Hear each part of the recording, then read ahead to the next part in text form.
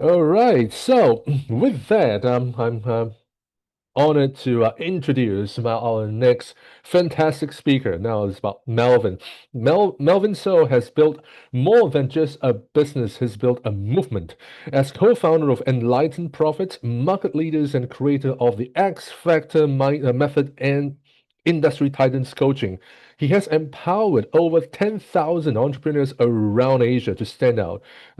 Price premium, scale smarter, market authentically, and lead with conviction. With a $25 million business empire under his belt and personal sales totaling over $45 million dollars, Melvin's approach is proof that value-led marketing and strategic positioning can be powerful growth levers for coaches, speakers, consultants, and sales leaders.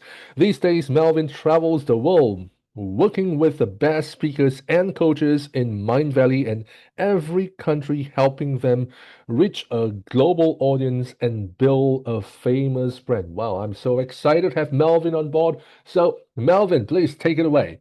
Okay, awesome, guys. So, actually, I want to specifically mention that I'm not looking for any B2B or corporate gigs, which is kind of funny because that's not really the crowd that I serve. So, if anyone watching this is in that department, I want to save you the next 7 to 10 minutes and just say that's not really what I actually serve. What I actually do serve is actually all the people in the room today who are actually speakers. And I want to spend just about 7 minutes to add value to all my fellow speakers today to share with you something that I just finished doing with a speaker actually 5 minutes before I jumped on here, and what I'm also leaving to go and do later on in the afternoon, which is to help some educators in terms of growing their business also. So I want to tell a very quick story. I actually shared this at APSS before when I was actually speaking there, I think in May this year. The former APSS president, I know Eugene is here, I'll be introducing him later, but the former APSS President Sharon is actually one of my many clients, including my Valley speakers and a lot of global either B2B or B2C speakers that many of us, you probably own their books and stuff like this. So I just want to talk about the evolution of marketing to my fellow colleagues and industry peers over here on how we can get more gigs, make more sales and basically do very successful in this business. So when I was at an APSS meeting in May, I shared about an evolution in marketing. And marketing comes and goes in evolutionary cycles. So everything new becomes old, everything old becomes new. So the old market cycle that existed about 5 to 6 years ago no longer works. There was a period of time where we could run ads, just post things on Facebook, Instagram, LinkedIn, and just automatically have people come to us and DM us and buy our stuff also. Unfortunately, those days are over. We are now living in what we call a trust recession. A trust recession means you put things up, so many people do the same thing as you. You put things up, people see your ads, don't click, or click but don't show up, etc. Ad costs going up, quality of clients going down. Right. And so I have a lot of clients who want to get more gigs, corporate gigs. They want to get more clients. They want to do all of these things. They're basically every single person here in this room, and they're suffering. So they're suffering because AI is around. So many people are doing the same thing. And specifically, even if you run ads and decide to pay for that, it's not converting really well. So what can we do?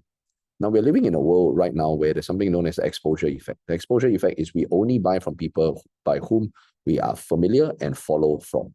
If I don't follow you, if I'm not familiar with you, I haven't watched your content, I've not entered your funnel before, I don't know who you are, I'm not going to buy anything from you at all.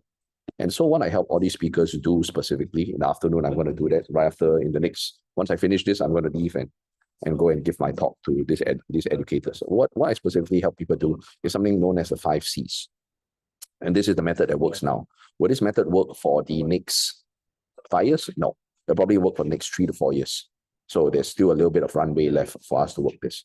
The first C is known as character, which was what I was doing up to 5-10 minutes before I jump on this call. I was helping a person who is a relationship coach be able to find their angle. Super important. Before you shoot any kind of content and put your camera up and start shooting, you got to nail your character. Who are you going to put forth to people? Are you a father? Are you a husband? Are you a son? Are you a manager? Are you a leader? Are you a mother? Are you a daughter? We are all these different roles and identities. We are complex personalities fit into one human body. But which identity do you want to put forth? Very important. People do not have time, especially on social media, to indulge and engage in your 11 personalities. You have to put forth one clear one. So which is the personality you want to put forth? Very important. We need to sit down and we need to nail this. Nail this character, the role and the person you want to put forth. What traits does this person have? How does this person talk? What are their strengths? What are their weaknesses? What are their origin story?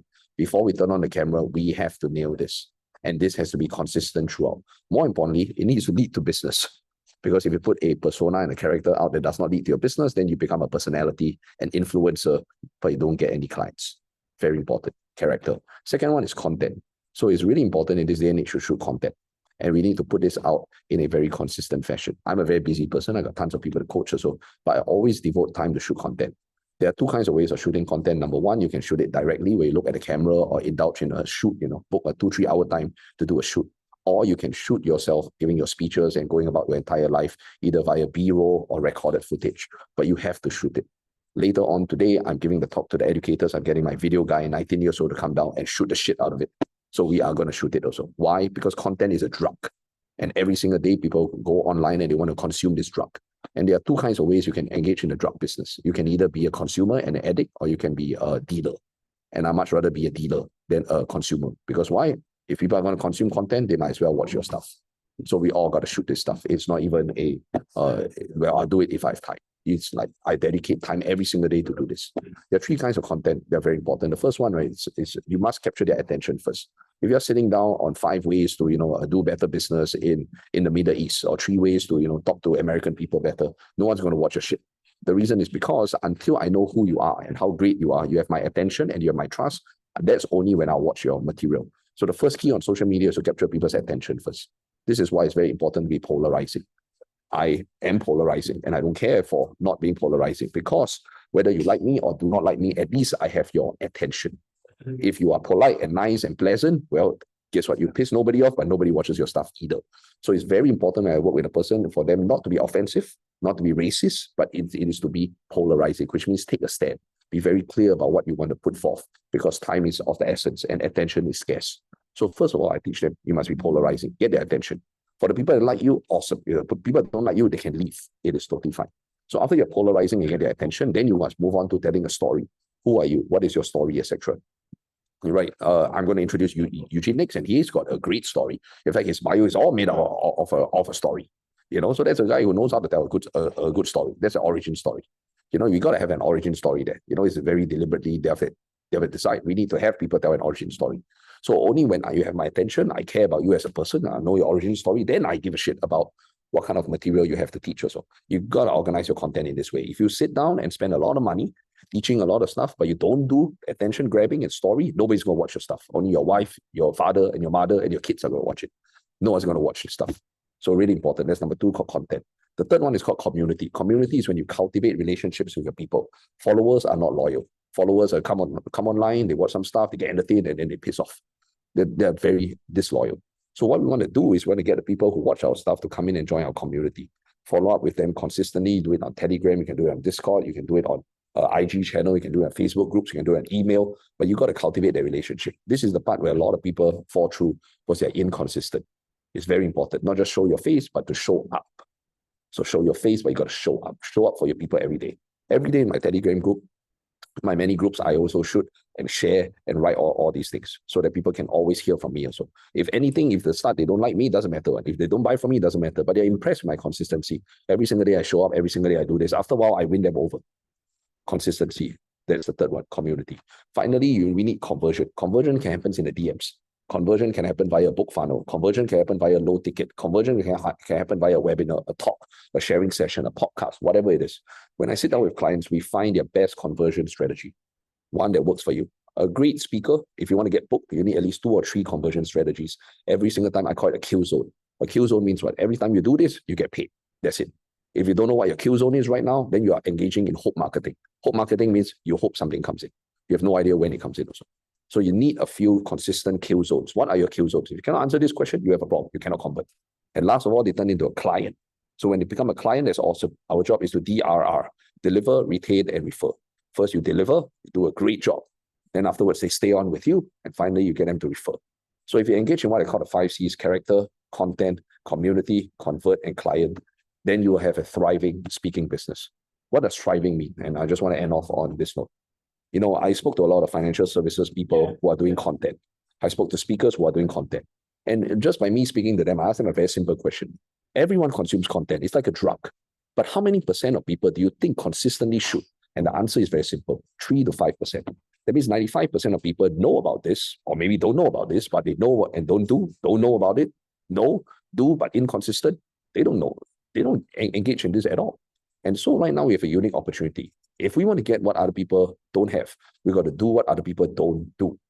And right now, a lot of people know that they should do this, but maybe if they have fear, inconsistency, whatever their reason, they aren't doing it.